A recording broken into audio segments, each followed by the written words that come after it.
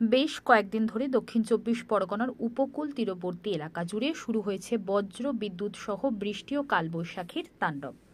গতকাল গবাদি পশু গোয়ালঘরে তোলার সময় বজ্রপাত পড়ে মৃত্যু হয় গঙ্গাসাগরের এক গৃহবধূর। স্থানীয় সূত্রে জানা যায়, মৃত ওই গৃহবধূর নাম মণিকর। গৃহবধূর মৃত্যুকে কেন্দ্র করে ইতিমধ্যে এলাকায় নেমে এসেছে শোকের ছায়া। এমনই চাঞ্চল্যকর ঘটনা ঘটেছে দক্ষিণ চব্বিশ পরগনা জেলার অন্তর্গত গঙ্গাসাগরের ধবলাহাট লালপুর এলাকায়।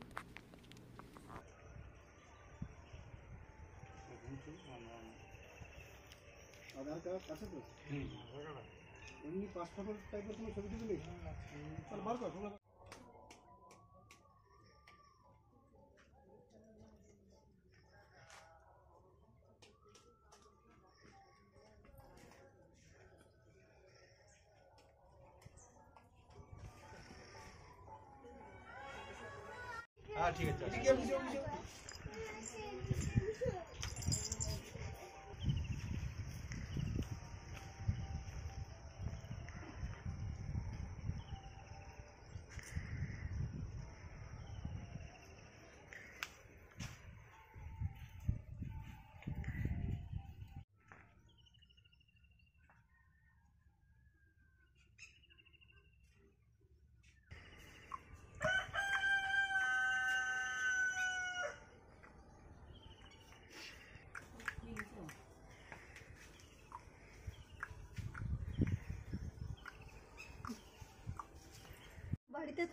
বাড়িতে আছি যখন বাসটা পড়ে, মানে আমার বড় যা হয় ছোটো যা হয়, তখন তো আমি মানে আমার একজন পুত্র ছুটে গেছে, বড়মা ছুটে এসো, যেটু ছুটে এসো। আর বড়মা জল খেতে গেছিল, সেখানে অজ্ঞান হয়ে পড়ে গেছে, বাস পড়ে গেছে। আমরা যখন দুজনে ছুটে আসি তখন গরু এক জায়গায় পড়ে আছে, গরুটা খেয়ে দিচ্ছে এরকম করে, আর আমার যা এক জায়গায় পড়ে আছে। যখন থেকে সোজা হয়ে গেছে তখন আমরা গরুটাকে মানে ছটকাচ্ছে, গরুটা তখন বলে ওই গরুটার পাখাটা খুলে দাও। আমি গরুটা খুলেছি, আর ও তখন তো মানে কিচ্ছু নেই। আমরা এখন কোলে তুলে তাকে দিকে ঘোরাচ্ছি, জল দিচ্ছি, মনি করে বলছি, তার বৌমা করে করছি, কিচ্ছু ছাড়ানি। তখনই চলে গেছে। কাকি দেখে দুঃখ হয়ে বলে আমরা এখান থেকে তুলে নিয়ে গিয়েছি আমার বাড়িতে।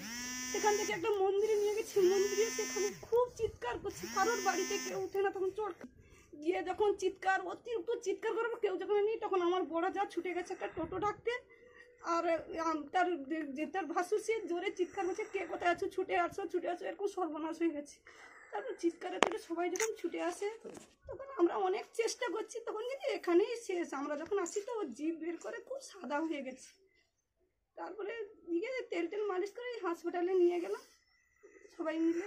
তারপর ডাক্তারবাবুরা কি বললো? ডাক্তারবাবু বললো যে সবসময় বলে দিল যে ওর ডেড হয়ে গেছে। সেখান থেকে এই তো ইয়ে করে ছেলেরা বাড়ির সবাই কুটুম্ব সবাই গেছে হসপিটালে, গিয়ে সবাই সেখানে ইয়ে করে আজকের এই তো বডি নিয়ে যাবে ময়না তদন্তের জন্য। তারপরে নিয়ে আসবে, নিয়ে এসে একদিন দেখা হবে। ছেলে থাকে না কেরালা থেকে, ছেলেটা আসছে, ছেলে এলেই নিয়ে যাবে। যিনি মারা গেছে তার কে হন আপনি? আমি তো যাব। কি নাম আপনার? আমার নীলিমা কর।